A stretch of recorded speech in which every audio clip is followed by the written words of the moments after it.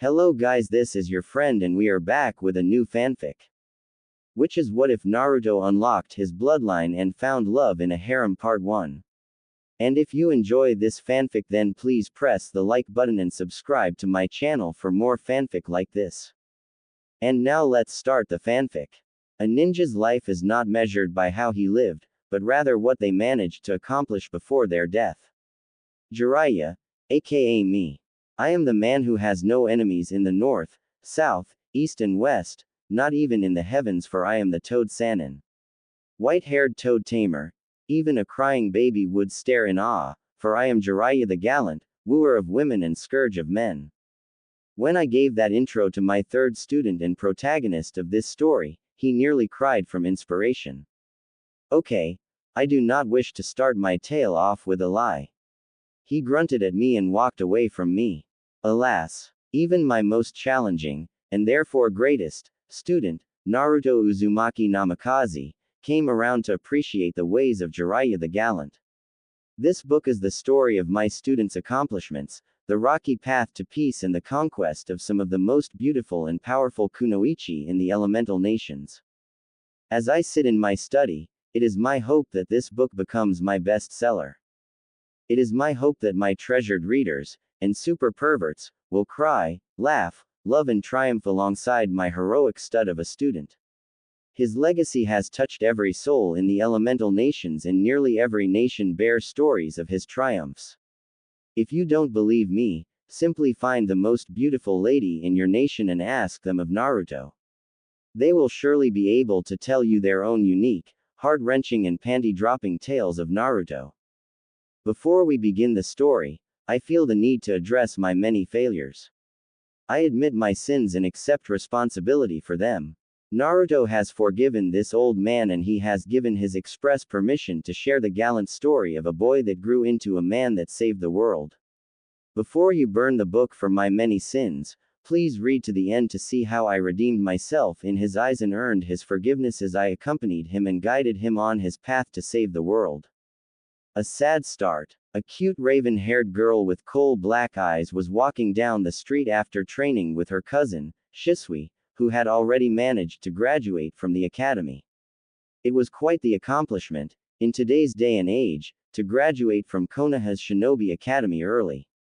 Shisui was only 11 and he had already graduated, which gave the Ravenet hope for her own future. She was 8 years old, and she would be attending the academy in 2 years. Itachi nearly tripped over her feet in exhaustion as she trudged her way to her favorite store that had the widest selection of Pocky. The thought of Pocky invigorated the young girl and nearly made her forget her exhaustion. Her father always pushed her too far in her training, especially after she unlocked her Sharingan last year. Now, she was tired, sore and bordering on chakra exhaustion, but the thought of the delicious Pocky was enough to motivate her. As the cute little girl was salivating at the thought of Pocky, she heard a clattering in the alleyway followed by the shouts of a man. It was coming from just up ahead and the Uchiha girl was curious, so she took a look down the alley. What she saw horrified her. A man in a storekeeper apron was using the lid of a trash can to beat on a small, crumpled mass that was curled into the fetal position in the alleyway. She heard the boy's whimpers of pain and that was enough to spur her into action. Her family oversaw policing of the village, after all. Sir, please stop, Itachi shouted in the commanding Uchiha tone that her father taught her to use. The man stopped with the trash can lid overhead, ready to strike the boy once more. He turned to look at who addressed him, and his facial features softened. Good morning, Lady Itachi Uchiha. How can I help you today? Itachi's stoic face frowned as she looked at the man. For starters, could you tell me why you are beating a child? She placed her tiny hands on her hips in an imitation of her mother. The man scoffed, glanced at the whimpering boy and then turned back to Itachi. This boy was stealing out of my trash. I was simply teaching him a lesson that stealing is wrong. Stealing? Itachi asked incredulously, which was really cute coming out of her tiny personage. Stealing something that you have already thrown away. Her stern gaze, or perhaps the clan she represented, intimidated the man. I mean, this boy stole food scraps. He isn't welcome around my store, and he knows that, the man said in a huff. Itachi held up a hand and cut the man off. Let me stop you there. If you do not wish for my father to hear of this, then I suggest you return to your store. I will take charge of the boy. The man bowed to Itachi. Yes, little lady. He turned to walk back into his store, but he scowled at the boy and gave him one parting kick before he walked back into his store. Itachi ran over to the boy who was still in the fetal position, and she saw that his clothes were worn and pretty much rags. He was also incredibly dirty and smelly, but that wasn't what caught Itachi's eye. She was watching wounds close in front of her eye. The big gash from the trash can lid over his left eye was glowing faintly and healing. Before she even touched the boy, the wound had healed over completely and didn't even leave a scar in its wake. Itachi shelved that thought and reached down to ruffle the boy's hair.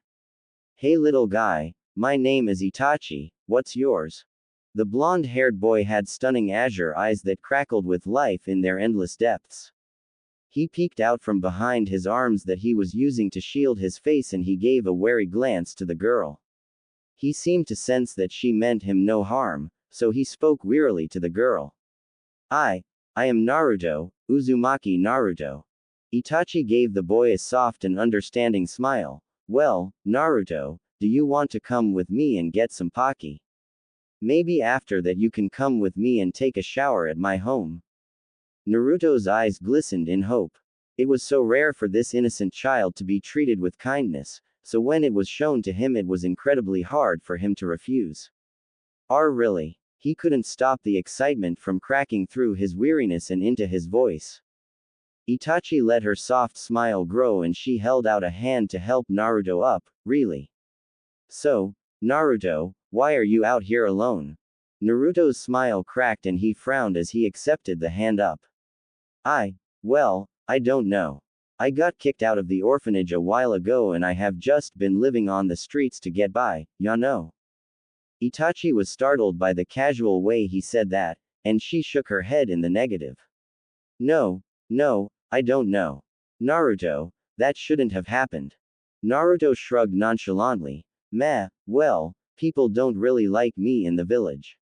They didn't like me in the orphanage either. I have nowhere else to go, so. Itachi pulled the little boy into her arms protectively, completely disregarding the filth and stench. Alright, Naruto. Let's go get some Pocky then I am going to bring you to my home. Naruto's eyes sparkled as he looked up at the older girl. Thank you, Itachi-chan. As Itachi started walking towards her destination, she cocked an eye, which was much more expressive than most Uchiha. Chan, I am older than you. How old are you, anyway? Naruto scratched the back of his neck sheepishly and he gave her such a heartwarming smile that Itachi blushed a bit. Sorry. I thought it was polite to put Chan on the end of a girl's name. Nobody ever teaches me, and I am 5, I think. Itachi thought the boy was so cute, earnest and expressive, unlike her spoiled little brother. Okay. Itachi started before looking at the boy more scrupulously. You are pretty tall for a 5-year-old. Although, you are too skinny. Naruto looked down to the ground. I don't get to eat every day and when I do, I have to fight off dogs and rats. He chuckled wryly, which haunted Itachi's young soul. And villagers too, he added. To the untainted innocence of a child, this was completely unacceptable. She took Naruto into her favorite Pocky store and her analytical eyes noticed the glare that the shopkeeper gave Naruto. She paid more attention to the looks or more precisely, Naruto was receiving as they walked through the village towards the Uchiha compound. It was their new compound that was positioned on the edge of the village, which was something her father bickered about nonstop recently. Itachi and Naruto continued through the gates of the Uchiha compound, where she checked Naruto in as her guests. The guards protested mildly, but Itachi gave them a firm look and used her power as the heir of the clan head. She didn't like to overuse her position, but this was one occasion that we would gladly put it to use.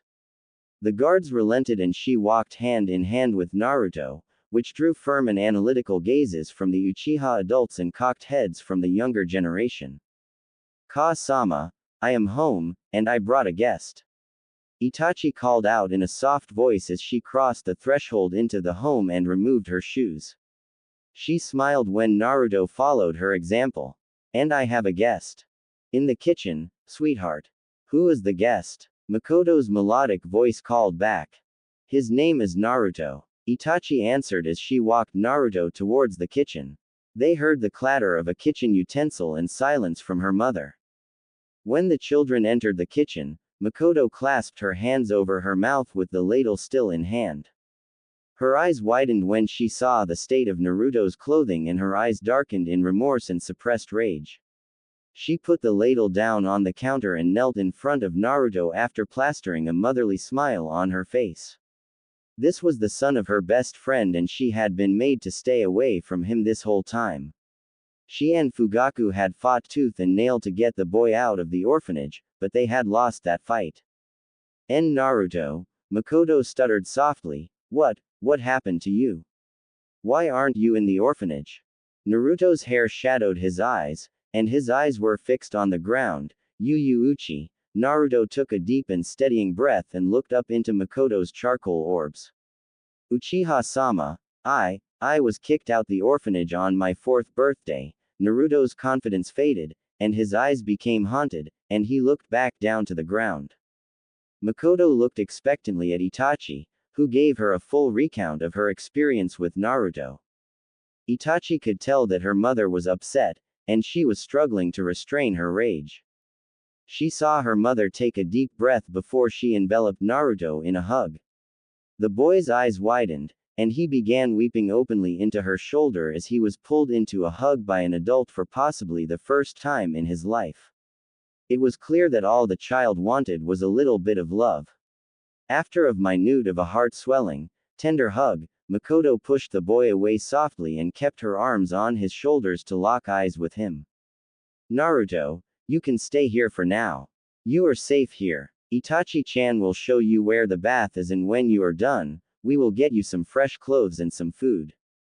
Tears fell unbidden out of Naruto's azure orbs and they glimmered through the droplets of salt water, which caused Makoto to start crying as well.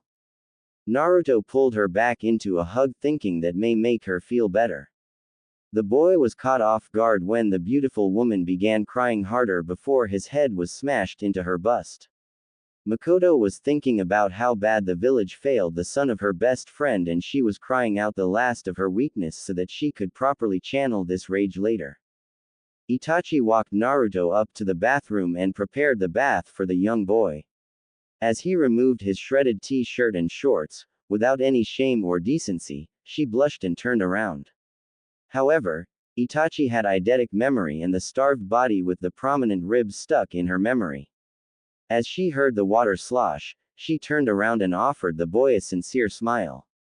Would you let me wash your back? Itachi asked softly with a small blush on her cheeks. It is tough to reach that spot without help. Naruto shrunk into the water and started blowing bubbles nervously. He nodded his head shyly. Itachi-san, why are you being so nice to me? Itachi continued scrubbing his back, because nobody deserves to be treated the way you have been treated. I don't know what's going on, but it is not very nice. And Itachi-chan will do just fine. Yeah, Naruto mumbled. The adults in the old orphanage lady always call me a demon spawn, murderer. Itachi frowned at the new information as her little mind worked overtime to figure out the reason for such foul treatment of a child. Well, Naruto, what do you like to do? At Naruto's confused look, Itachi elaborated. What do you like to do for fun? Naruto frowned. Well, I like good leftovers. I go to the playground sometimes, but the adults don't let their kids play with me. Now the kids pick on me whenever they see me. Naruto shook off the sad atmosphere and pushed his fake smile on his face. What do you like to do for fun, Itachi-chan?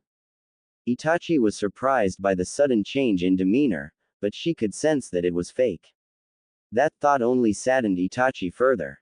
Well, I am training to be a ninja. I train every day and I hope to graduate from the academy early like my cousin. Naruto splashed water out of the tub as he turned excitedly towards Itachi. You are going to be a ninja. That is so cool. Itachi cocked her head. You want to be a ninja? Naruto nodded enthusiastically. You bet I do, Databeo. Itachi giggled at the genuine enthusiasm and verbal tick. Hee hee, you're funny. Have you started training yet? Naruto frowned. No, nobody will play ninja with me, and nobody will train me. I mean, they all hate me. Itachi frowned once again. Her face was getting sore from the rapid transitions between joy and depression. She shook off the feeling and offered a solution that would impact her own life more than she could ever have expected. Well, do you want to train with me? Naruto's head was a blur of up and down movement as his smile shone brightly. Yes. The excited shout broke Makoto out of her musings and she looked up the stairs fondly. She wouldn't back down this time, she would help that boy. Fugaku Uchiha was entering his home after a long day as the police chief. Every day he was made to deal with low-life civilians, idiotic shinobi and some downright evil and stupid people. He sighed in contentment as he removed his ninja sandals and he rose and walked into his home.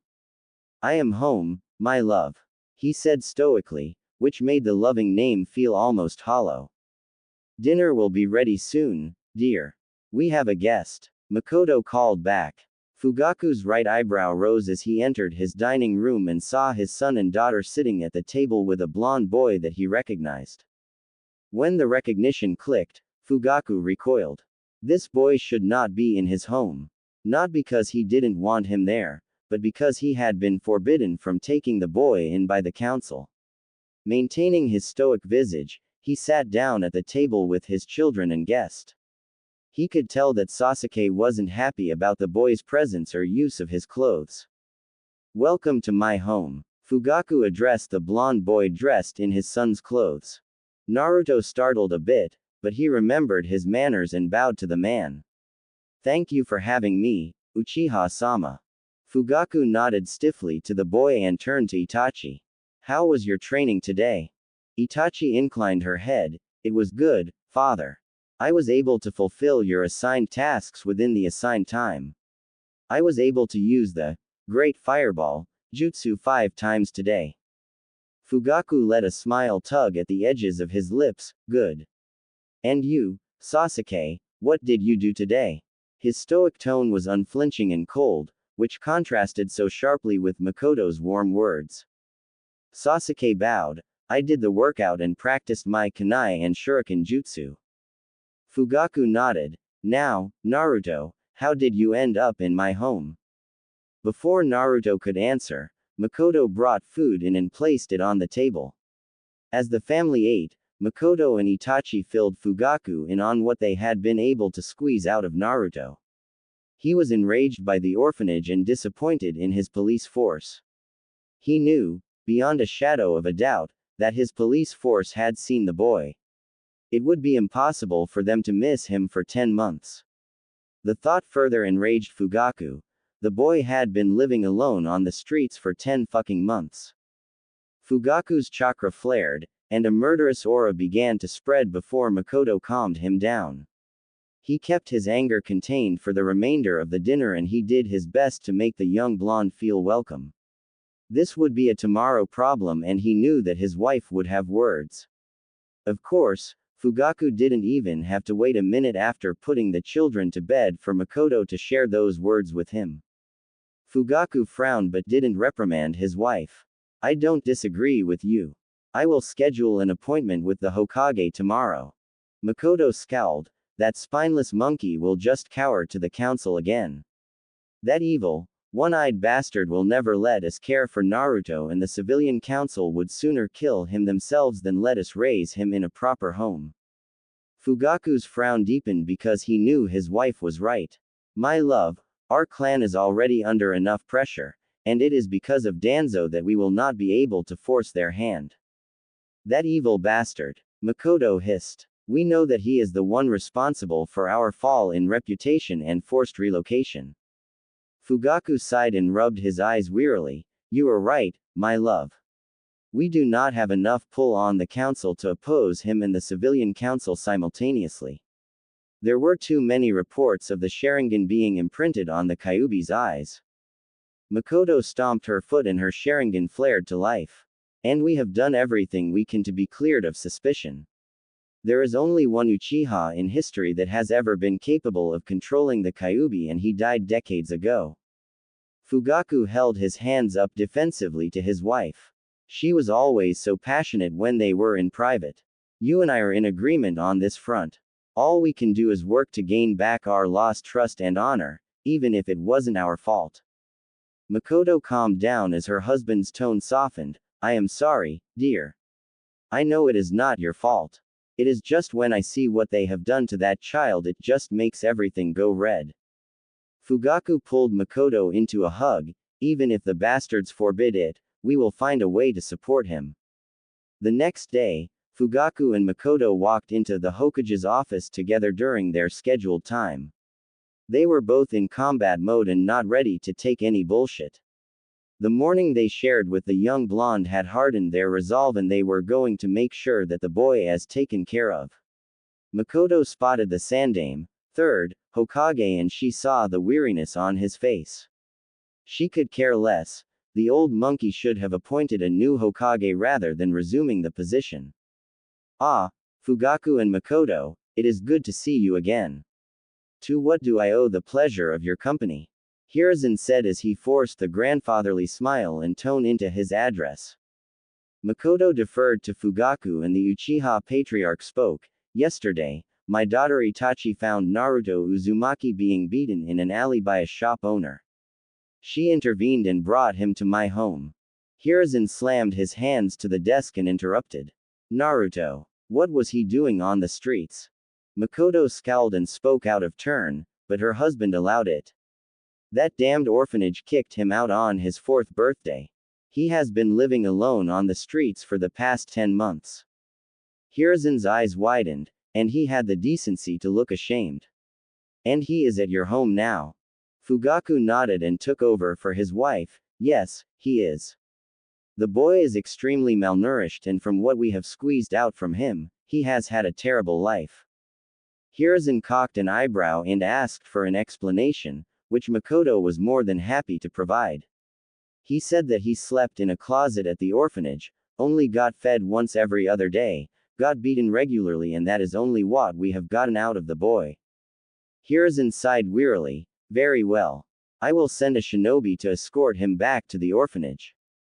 Hiruzen was cut off by 2 flares of chakra that were saturated with enough killing intent to make Hiruzen, the god of shinobi, flinch.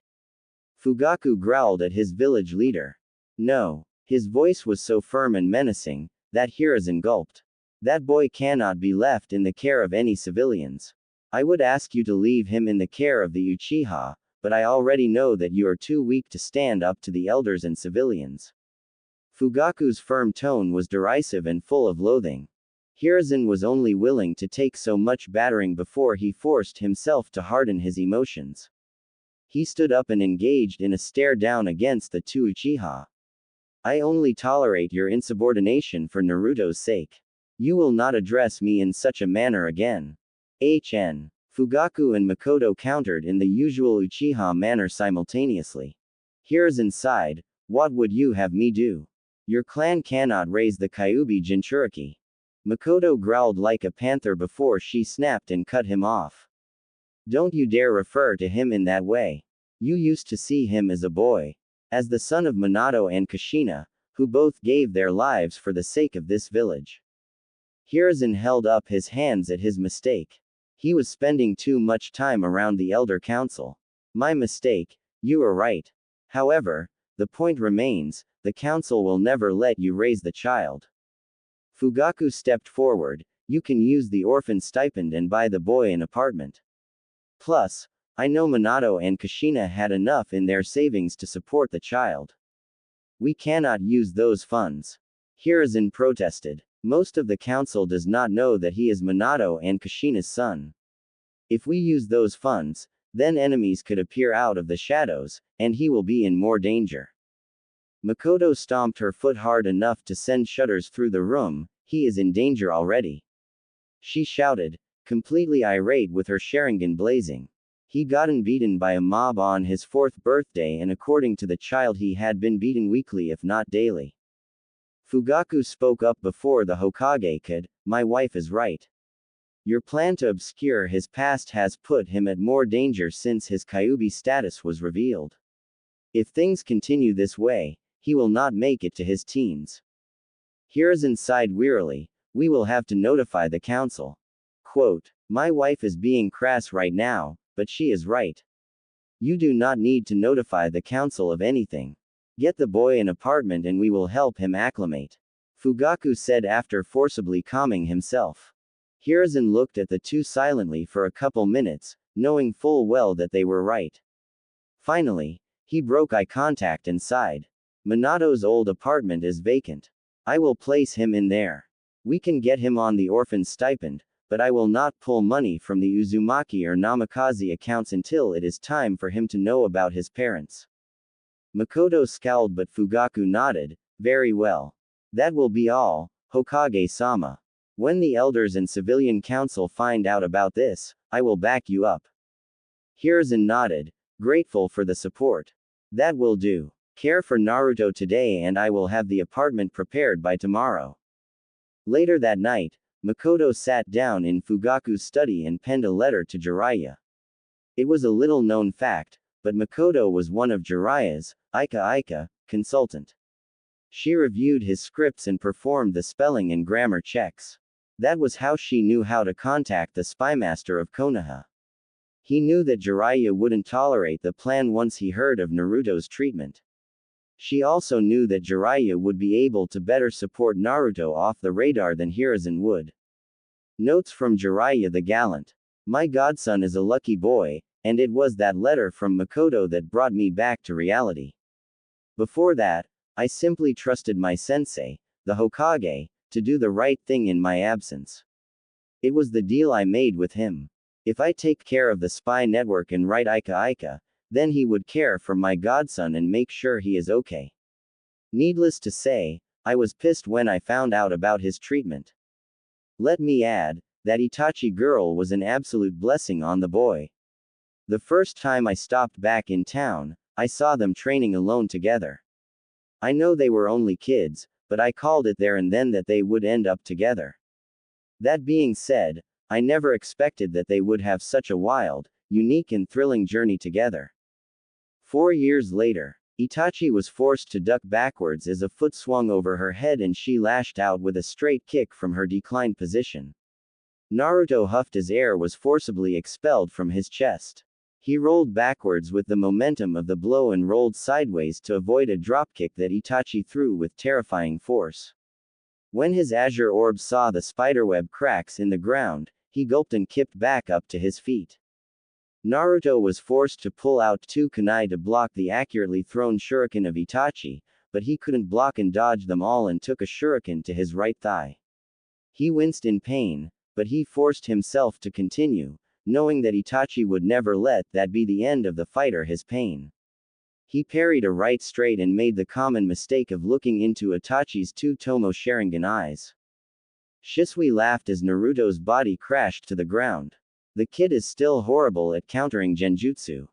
Itachi huffed and pulled the shuriken out of Naruto's thigh.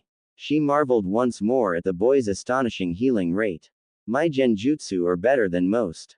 He can counter low-rank genjutsu, but out-ocular jutsu are still too much. Shisui clicked his teeth. Damn 12-year-old prodigy. It took me until last year to get good with my ocular genjutsu and I am still not as good as you. Itachi shrugged. Not my problem.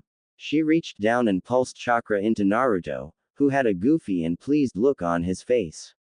Plus, I know his weakness. He probably chose to stay in the genjutsu. Damn right I did, Naruto said. Ramen baths are awesome. It is such a great and revolutionary idea. Shisui looked to Itachi, who explained. I used Uchiha style, Land of Dreams.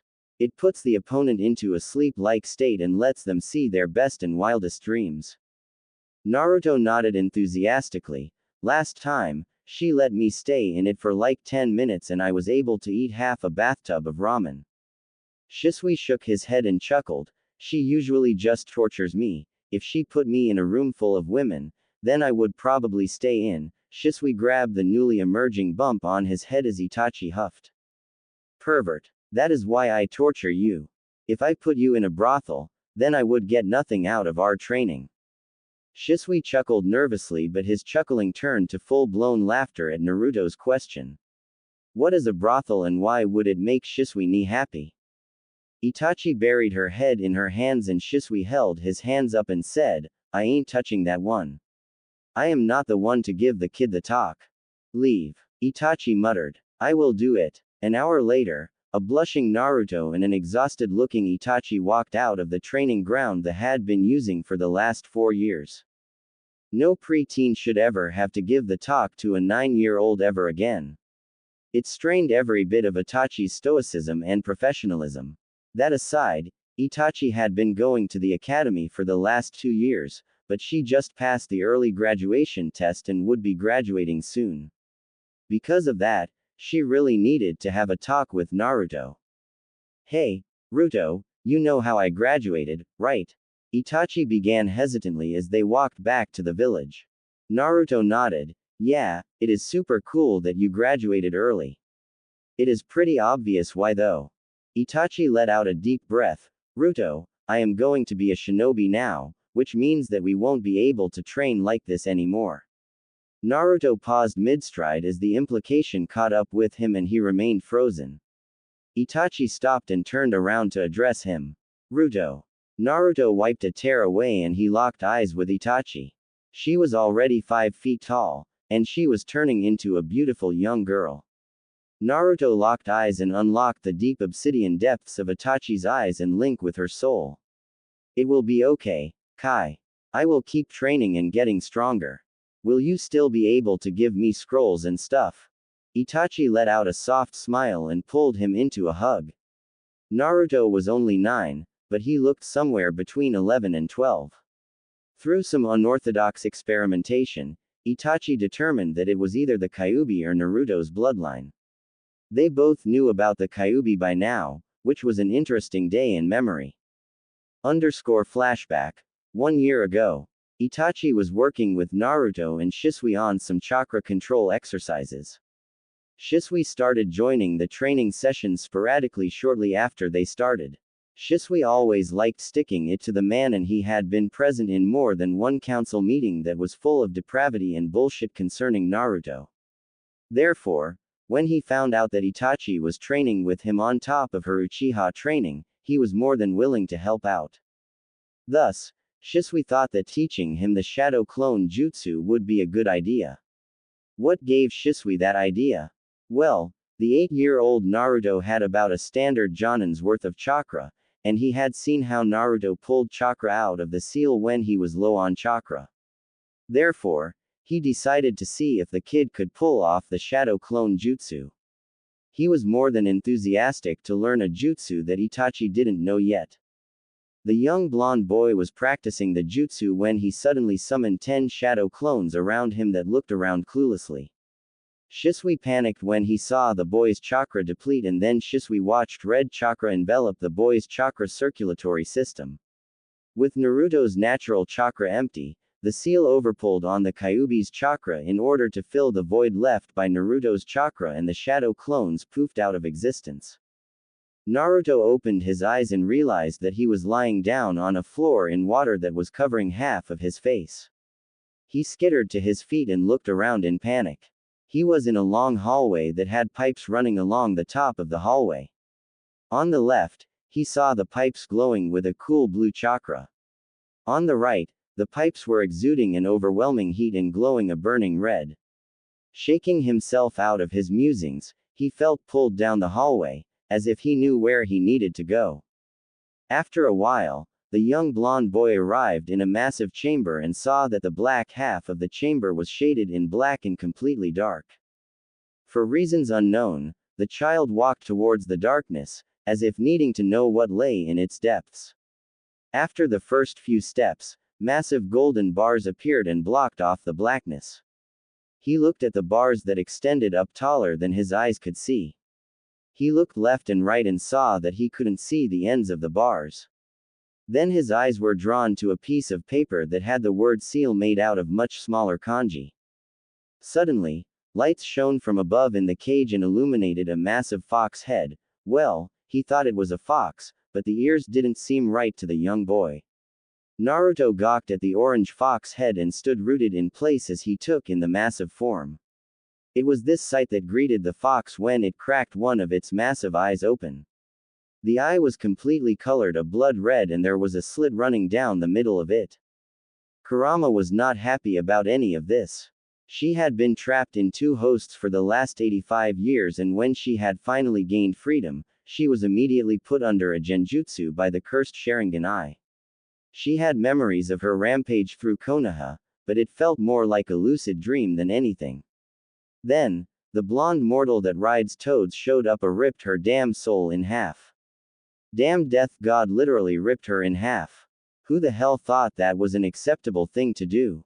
Kurama had spent the last 8 years napping, regaining her energy.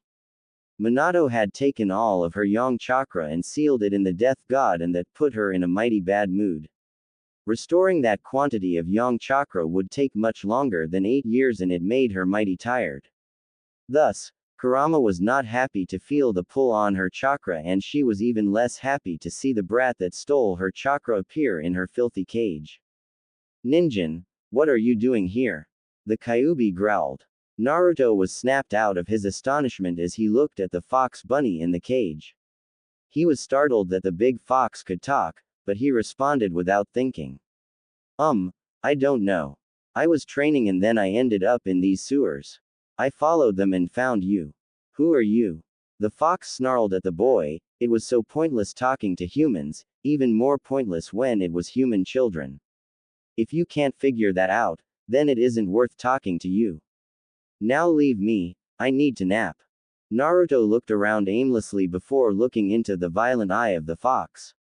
He used his brain power and lessons from Itachi to form a calculated guess. Are you my mom? The kitsune's other eye snapped open in shock and she glared down at the human child. No. Naruto shrugged. Well, there goes that guess. I think you are the Kyuubi, and the villagers call me demon or demon spawn, so I thought you may be my mom or something. The Kyuubi looked down on the child, torn between anger and amusement. It was actually a funny deduction. She may have to look through the child's memories to understand how he came to that thought. Stupid mortal monkeys will always be ignorant. You were right on your second guess, Ninjin. I am the Kyuubi no Kitsune. Naruto nodded and went into a thinking pose, before his azure orbs snapped open and he asked his next question. Are you hiding under Konoha? No. The Kyuubi said with a flare of killing intent, which made the boy shiver. She was hoping he would fall to his knees, but then again, if she were forced to have a jailer, then she may as well have a strong jailer. We are in the seal, Ninjin. Naruto cocked his head to the side. The seal. Kyuubi-sama, if you could tell me about this, I would owe you one. Nobody in my village will tell me anything, except Itachi, Shisui and Auntie Makoto. The Kyuubi growled lowly before answering. She would really need to review her jailer's memories. Do you know what it means to owe me one? Demons take contracts and agreements seriously. Naruto nodded and reaffirmed, I will owe you one. I can count the people that have been nice to me on one hand, and I live in a village of thousands. If you agree to be nice and reasonable, then I will owe you one. The Kyuubi let out a throaty chuckle. Okay, tiny Ninjin. I will tell you this and then you will leave me to nap. We are in a seal that resides on your stomach. This sewer is the representation of your mind, and these bars are the representation of the seal constraining me. Naruto thought about that and decided not to doubt the kitsune. Okay, so we are in me, and this is kind of like my mind. The Kyuubi nodded and let out a snort of hot air from her nostril that scattered the blonde locks on his head. So, am I a demon like the villagers say? The kitsune huffed once more. No. I was sealed in you when you were a baby. On my birthday, right? Naruto asked to confirm. The Kyuubi nodded slightly. Okay, I guess that makes sense, I guess. So, what do I owe you? The Kyuubi cocked its head to the side. What did it want? Find a way to change your mindscape. Until you can do that, do not speak to me again. Naruto nodded. Fair. How do I get out? The Kyuubi flared its chakra and abruptly ejected the boy from the mindscape. She made a note to review the boy's memories when she woke up from her nap. Outside, Naruto awoke to see Itachi and Shisui fretting over him as he lay up next to a tree on their training ground. When Naruto told them what happened, Shisui confirmed Naruto's experience and Itachi's thoughts. She had suspected for a while, but nobody, not even her parents, would tell her why Naruto was hated. It was interesting to hear about the interaction, especially since nobody mentioned the Kyuubi being sentient or reasonable. Itachi was further shocked when Naruto said that he thought the Kyuubi was female. When she asked why, he couldn't give a good answer and he just said it was a feeling. End of flashback. Snapping out of her revelry, Itachi looked back towards Naruto. Yeah, Ruto, I will still give you training material. Just remember not to tell anybody where you got your training. Naruto waved her off with his trademark smile on his face. I know, I know. The bastards on the council would make it hard for the Uchiha if they found out what you did for me. Itachi nodded. Ichiraku's. Is that even a question? Naruto countered cheekily while handing an open packet of Pocky with one chocolate-flavored stick hanging up. Itachi chuckled. Naruto was the only one who could consistently make her laugh. She grabbed a stick of Pocky and continued the conversation as they walked. She was sad when she saw Naruto activate his transformation. So, any luck on transforming the mindscape? Naruto nodded. I am close. I snuck into the Yumenka's house and grabbed a couple scrolls. Itachi frowned at him. Did you ask them first? Naruto nodded. I asked Mr. Yamanaka and he said that he can't give over clan secrets. Itachi clicked her teeth. Okay, make sure not to get caught. Not even my parents or Jiraiya could help you if you got caught. Naruto gave her a cheeky grin. I know. You have done so much for me that I would never get y'all in trouble. Do you know when Jiraiya will stop in next? Itachi shook her head. Mom is the one that contacts him. You know he is looking for the traitor, Orochimaru.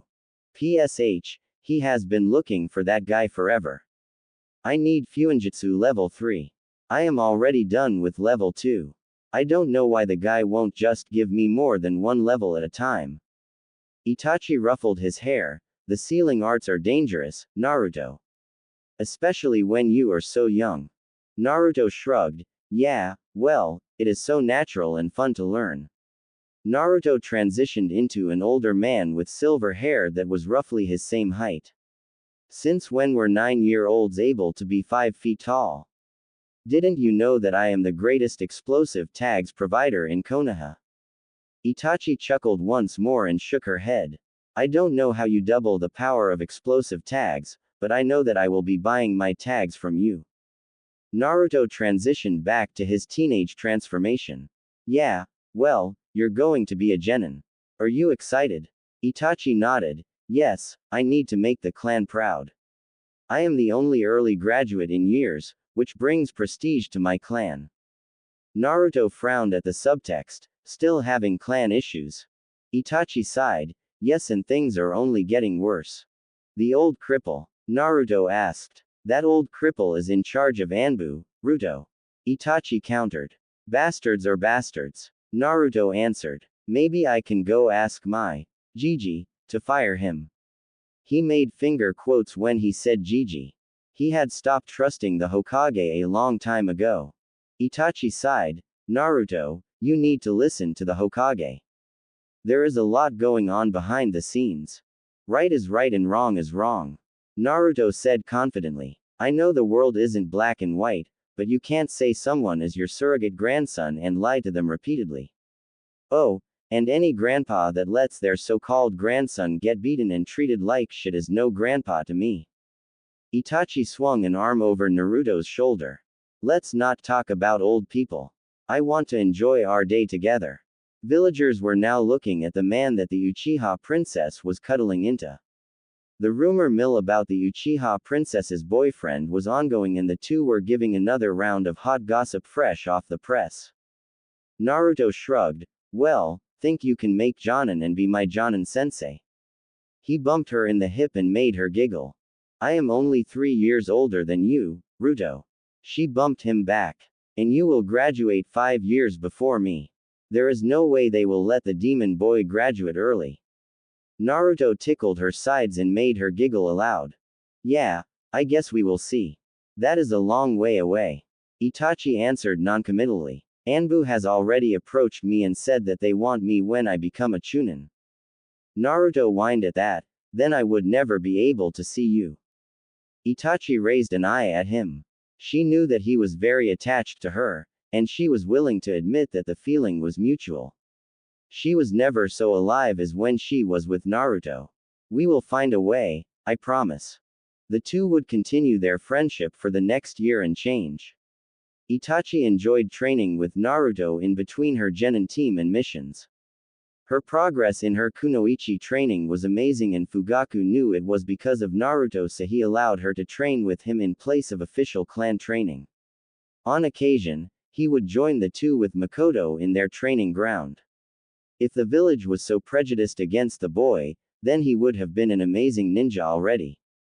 Jiraiya's notes. See, I am not a totally shitty godfather. I was still managing my spy network, but after hearing about the Gaki's childhood, I started to get more involved.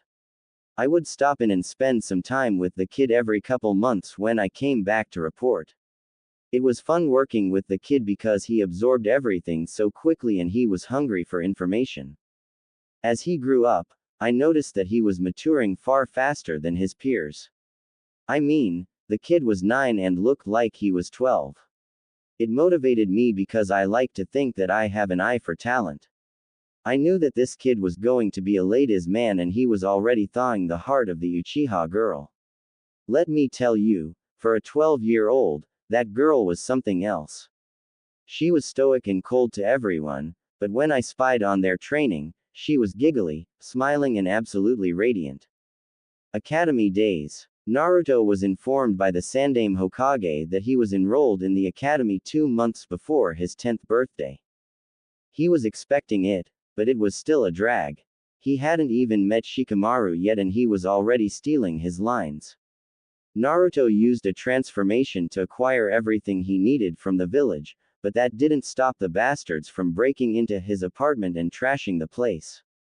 Graffiti with phrases like, "Die demon, demon brat, you don't belong here," and many other degrading markings were a constant.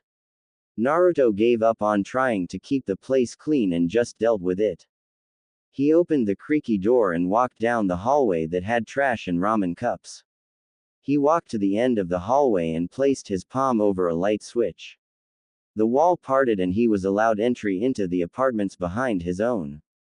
Jiraiya had created the seal and his hallway seal was the only way to get into these 2 apartments.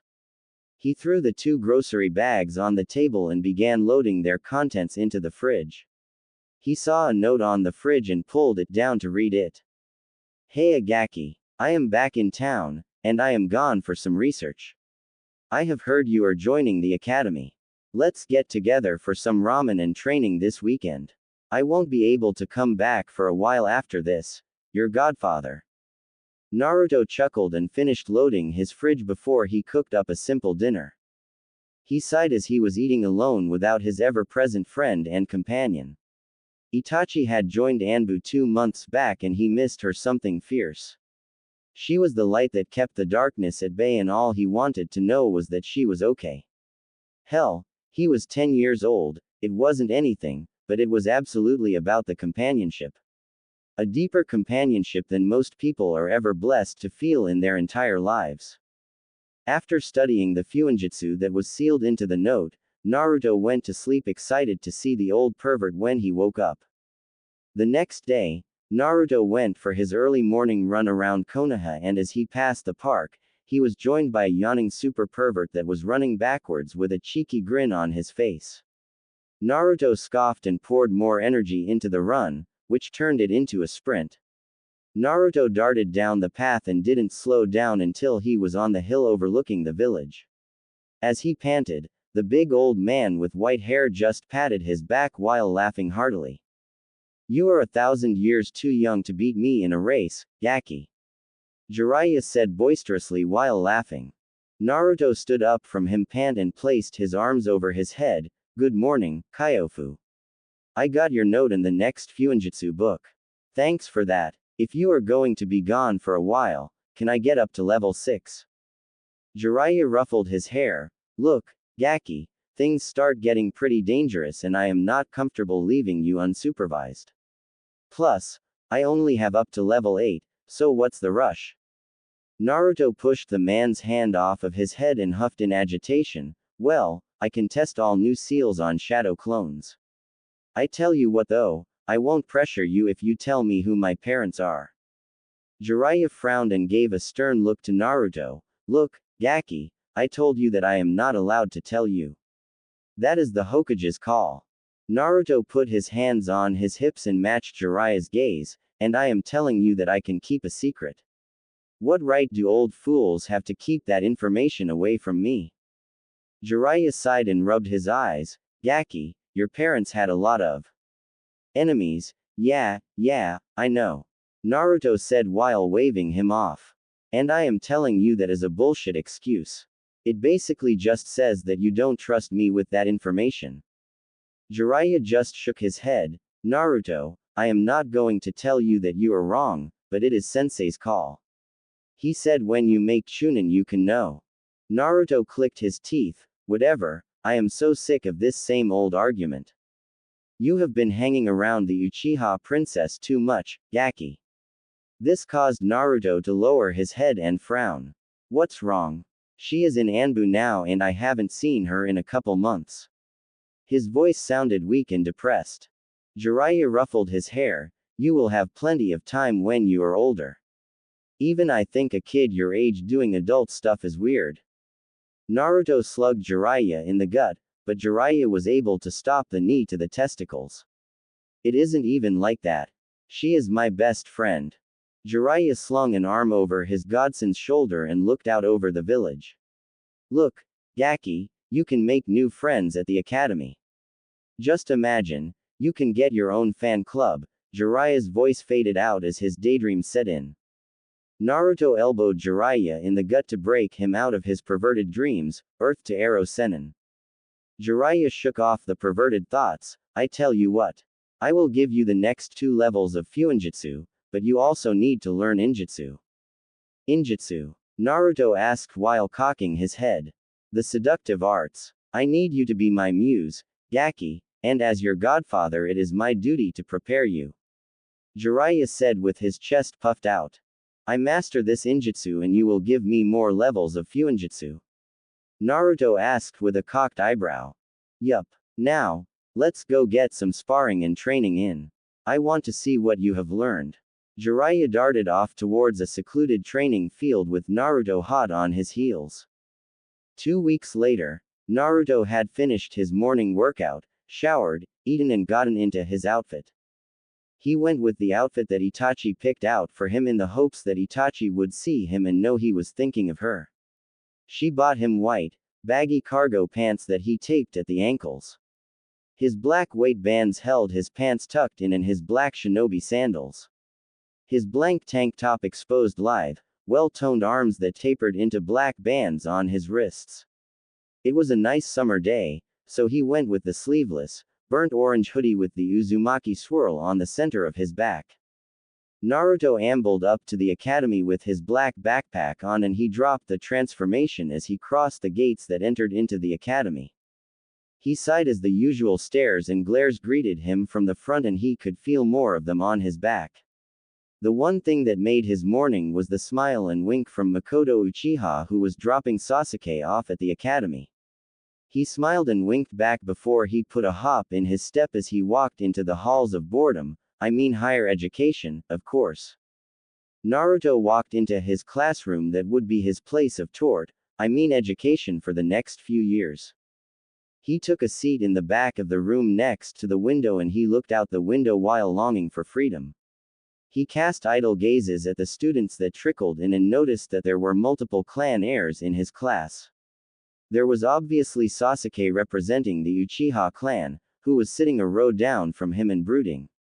An Aburame walked in wearing his high-collared trench coat, followed by a blonde girl with obvious traits of the Yamanaka.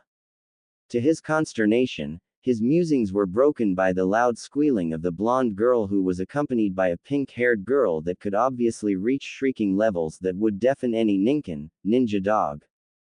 They ran towards the Uchiha brooder and knocked over the chair and fell in a heap on the Uchiha boy's lap. Both of them blushed furiously before they panicked and skittered off his lap. That was when a feral boy with red markings on his cheek burst out laughing with a white ninkin in training on his head, obviously an Inuzuka. "Don't be troublesome, Kiba."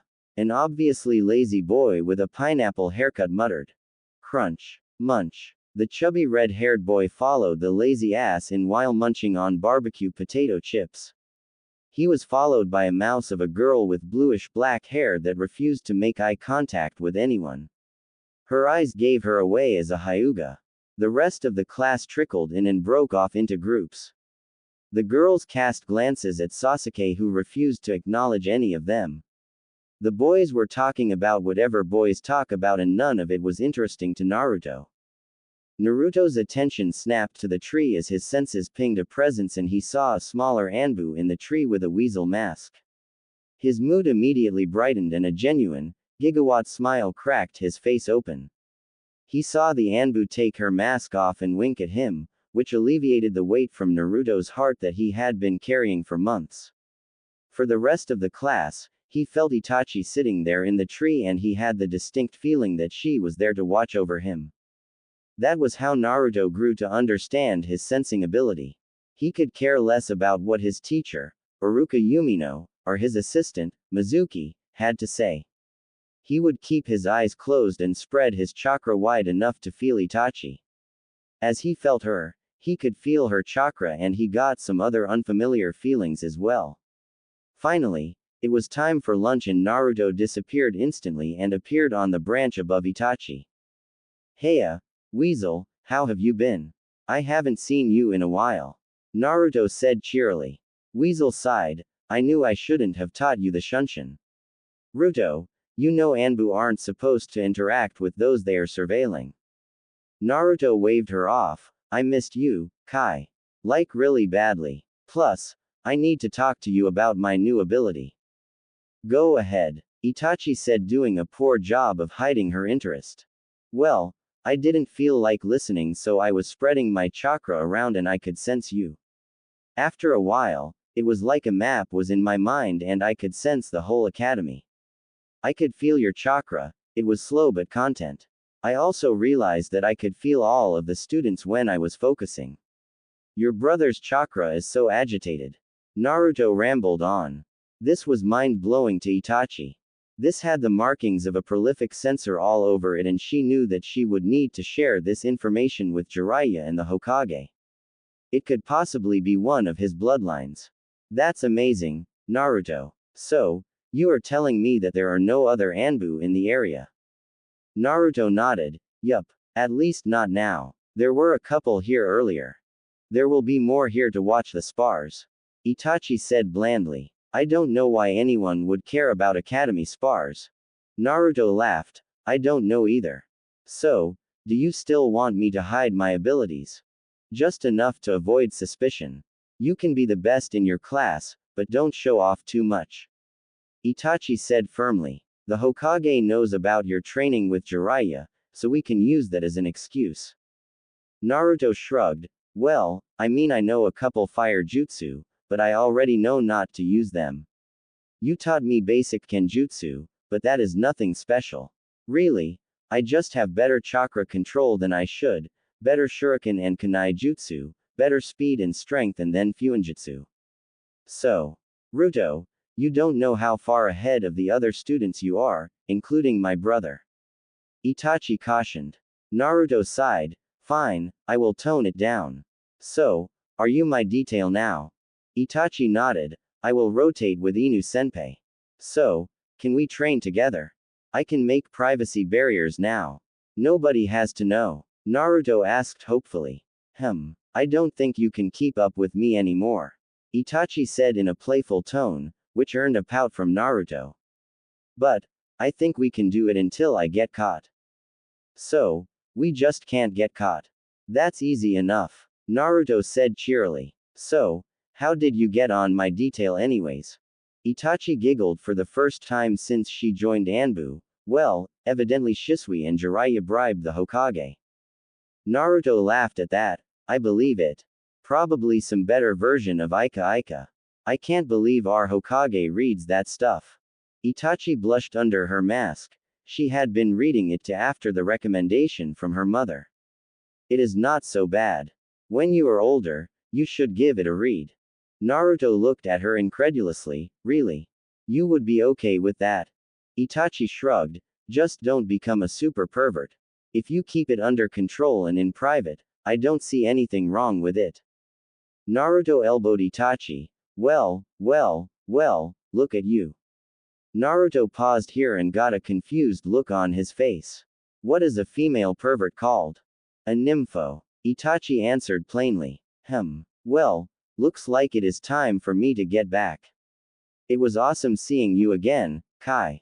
Naruto beamed a smile that ripped straight through the Anbu mask and made Itachi's heartbeat quicken. An hour later, Itachi watched the pathetic spars between the first-year academy students that were followed by shuriken and kunai throwing.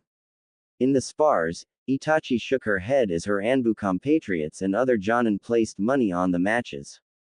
When it was time for Naruto's spar, Itachi groaned when he was paired up against Naruto. She saw the sadistic look on Mizuki's face and instantly recognized that he was a Kyuubi hater. She wasn't surprised, but it weighed heavily on her. You can do it, Sasuke-kun. A horde of fangirls squealed in pitches that threatened to deafen Itachi. Sasuke's grunt returned the cheer. So, Naruto, haven't seen you in a while. Naruto shrugged. I have been busy.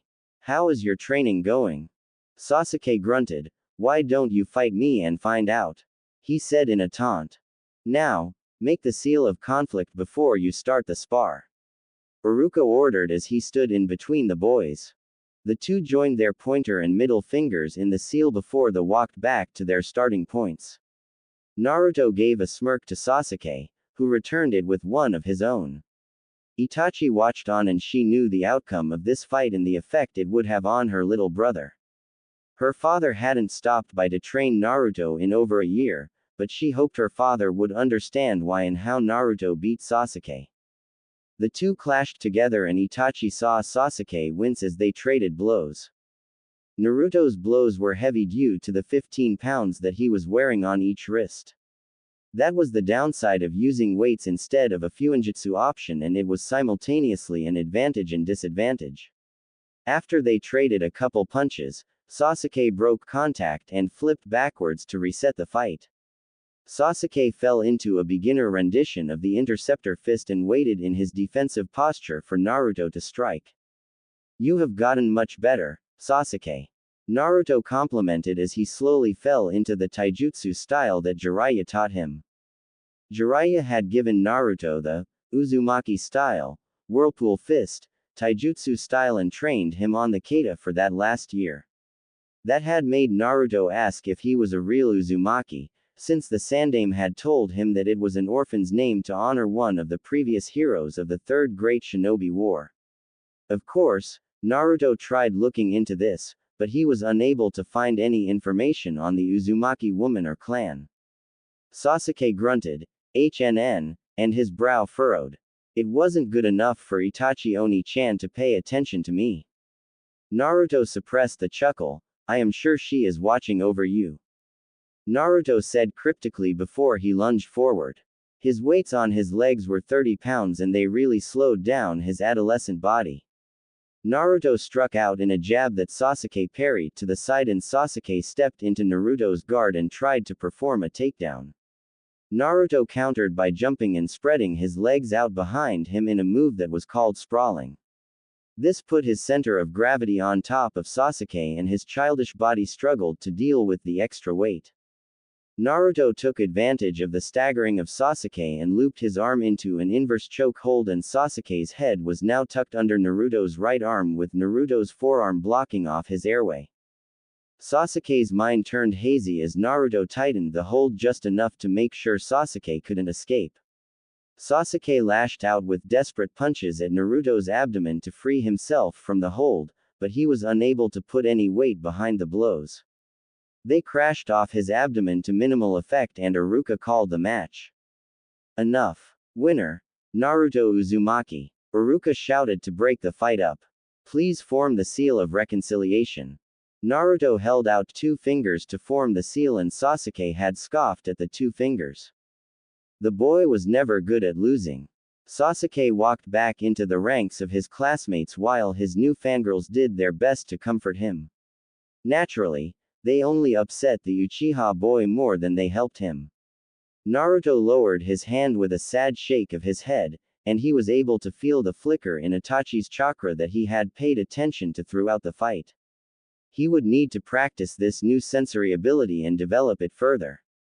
First day of the academy year. Hiruzen had tuned in with his crystal ball to watch the academy spars. He watched the demonstration, and he could tell that his Anbu guard was watching as well. As he watched Naruto's fight against Sasuke, he couldn't suppress the sigh of frustration and remorse. He had tried to remain close to the child, but ever since the Uchiha found the boy, things hadn't been the same. Sure, one could say that was a good thing. Sure, the boy had obviously gotten stronger, and he was connected with his godfather. Sure, this hadn't been discovered by the elders or other members of the council. However, that was all about to change now that Naruto's strength was now known.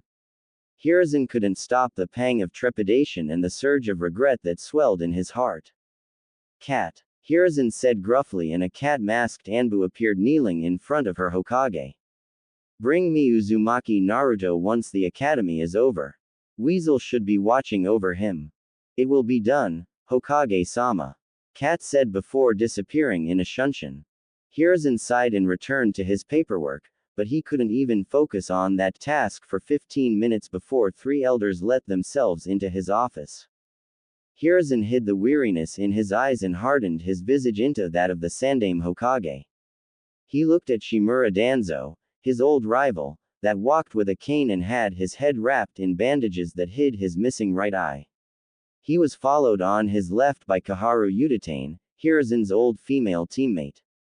On his right, Homura Mitokoto, Hiruzen's other genin teammate and old friend.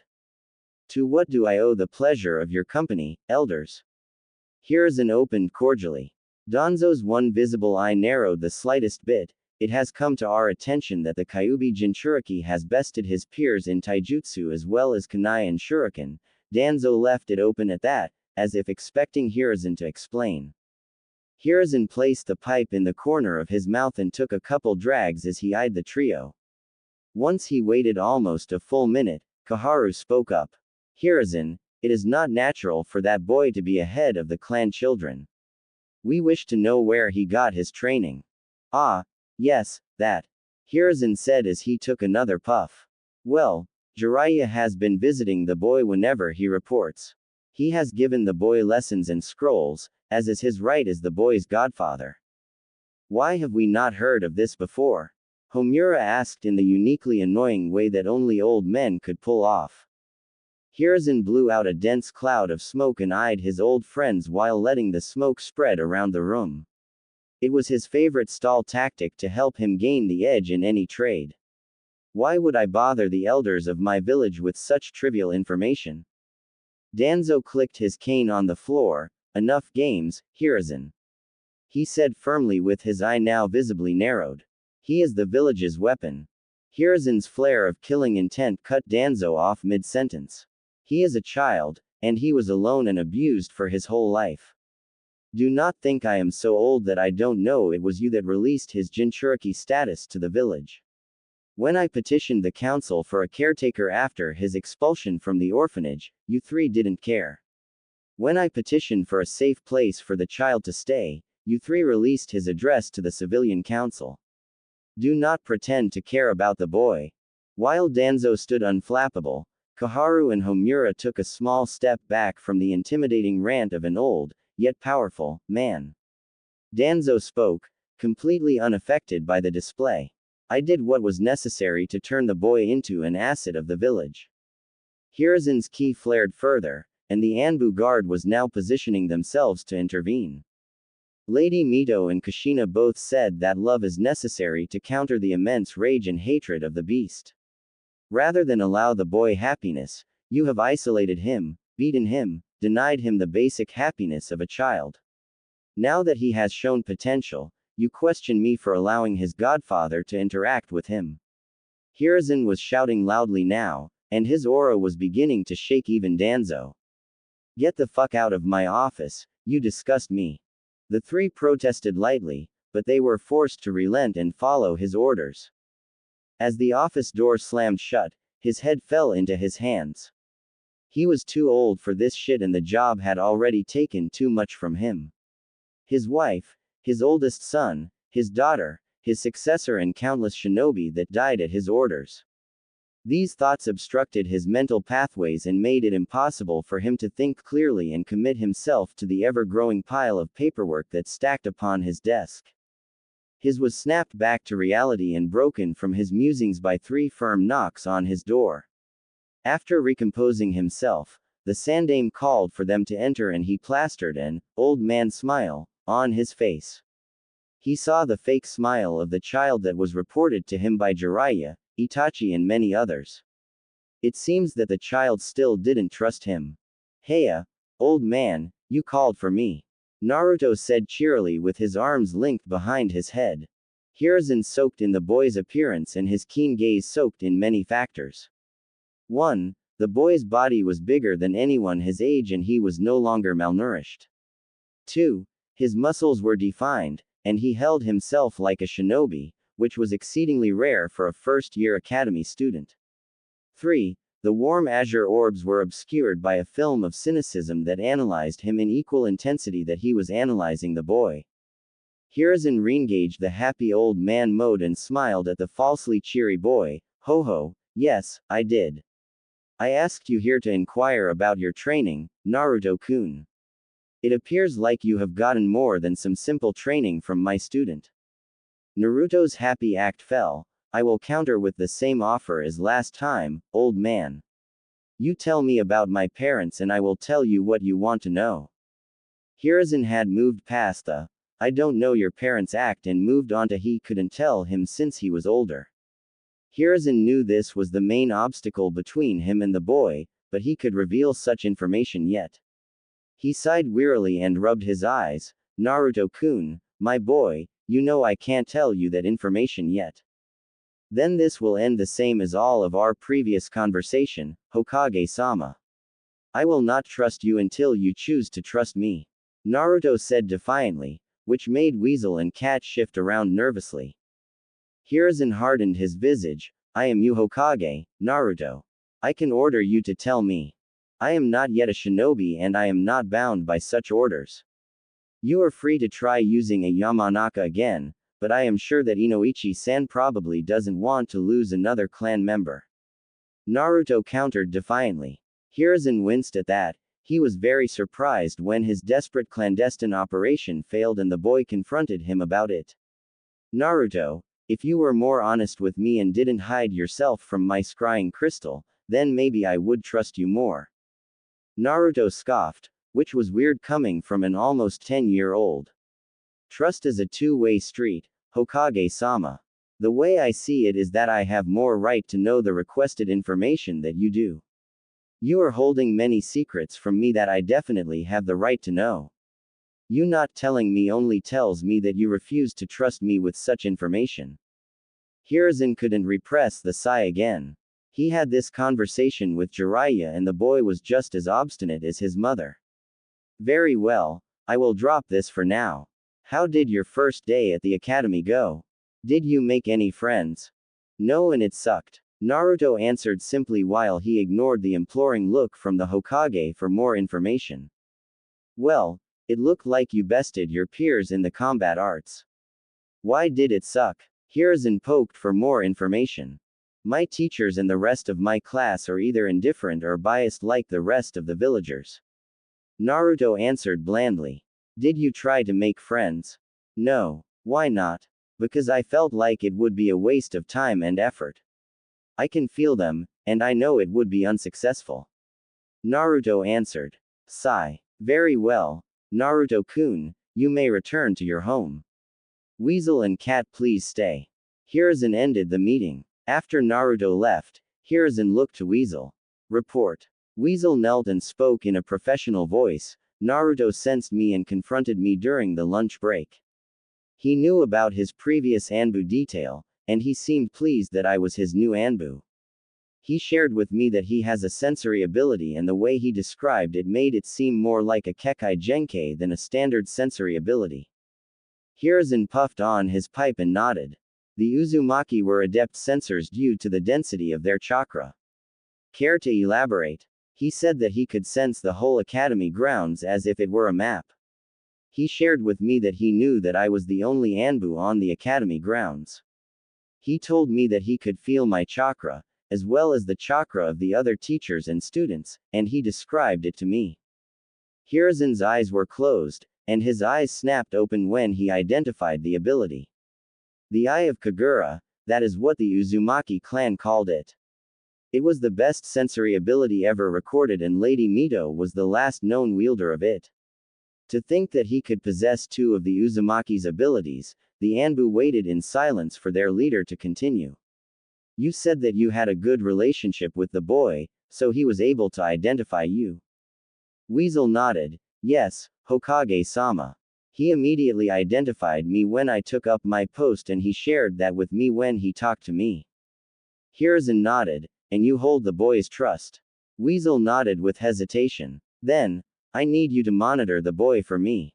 I need to know where he is getting training from and any other information that he shares with you. Weasel was torn between duty and friendship. She would be more inclined to spy on her own clan than on Naruto. He just held that special position in her heart, and she sincerely didn't want to betray that trust. Itachi fell back on her Anbu training and bowed while kneeling. Yes, Hokage-sama. Jiraiya's commentary. For those of you that aren't familiar with ninja life, I know that my sensei's treatment of Naruto seems unfair. I know that most of my readers will find the Hokage's actions despicable. In fact, the longer I have had time to reflect on it, the more I agree with you. The position of Kage is a position of military dictatorship, and that position means that the Kage need to be in the know. When information is denied to them, they tend to bristle and act aggressively to defend their village and people. It is a requirement of the position. I can tell you that my sensei was a good man, and he often sacrificed his personal pleasure and goals for the sake of Konoha. My sensei loved that village with everything he had, and he was more than happy to give his life for the village.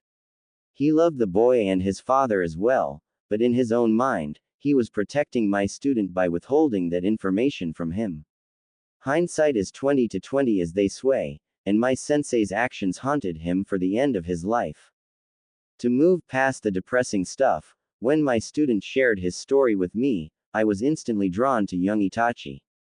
That girl was something special, and hearing about how she supported Naruto through his childhood made my heart swell with love and gratitude. I can tell you that Naruto is and will always be the only man that could make Itachi feel that way. Well, that is all the gallant commentary I can provide on this chapter. For my more adult-inclined readers, I promise that it is worth the wait, and you won't have to wait too much longer. Deal with a demon. It took Naruto almost 2 years to figure out how to configure his mind and alter his mindscape. The Yamanaka clan had caught on that someone was breaking into their clan vault and archives, but they had no leads on who it could be. There were no missing items or scrolls, but the clan knew that somebody had been entering unauthorized. The protective seals they used notified them of this, but they didn't inhibit the intruder or prevent his entry. Thus, the Yamanaka clan informed the Hokage, and an Anbu detail was posted around the premises. Naruto didn't need to return to the Yamanaka clan at all. He had gotten what he came for, and his clones rapidly copied the scrolls he needed. It was interesting for him to discover how their mind transfer jutsu worked, and he also discovered some of the advanced interrogation techniques as well. They weren't what he was originally looking for, but he copied them and studied them, nonetheless.